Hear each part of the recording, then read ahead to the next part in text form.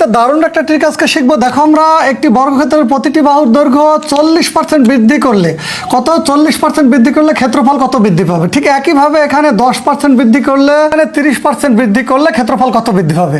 এটা প্রাইমারি, এটা নিবন্ধন, এটা অর্থ মন্ত্রণালয়ের সহকারী পরিচালকে এসেছে। দেখো খুবই সহজে হয়ে যাবে। এখানে কত পার্সেন্ট বৃদ্ধি 40, এই দুইটা যোগ করবা 40 যোগ 40 যোগ এখানেও তাহলে 10% বৃদ্ধি, দুইটা একসাথে করছি 10 যোগ 10 প্লাস এখানেও প্লাস দিলাম। এবার এই দুইটা গুণ করবা 40 গুণ 40 বাস ডিভাইডেড বাই 100, এখানেও করবা 10 গুণ 10 ডিভাইডেড বাই 100। এবার কাটাকাটি করো, এই শূন্য এই শূন্য এই শূন্য এই শূন্য, 4 4 16 আর এই 40 40 80, 80-র সাথে 16 যোগ করলে 96% বৃদ্ধি হবে উত্তর। এখানে কি হবে 0 0 0 0, তাহলে 1 1 নিচে 1, তাহলে এখানে 1 থাকছে, তাহলে 10 10 20 আর 1 21, তাহলে এটি 21% বৃদ্ধি হবে। তোমরা 3 নম্বর করে উত্তর কমেন্ট বক্সে লিখবে। আশা করি বুঝতে পেরেছো।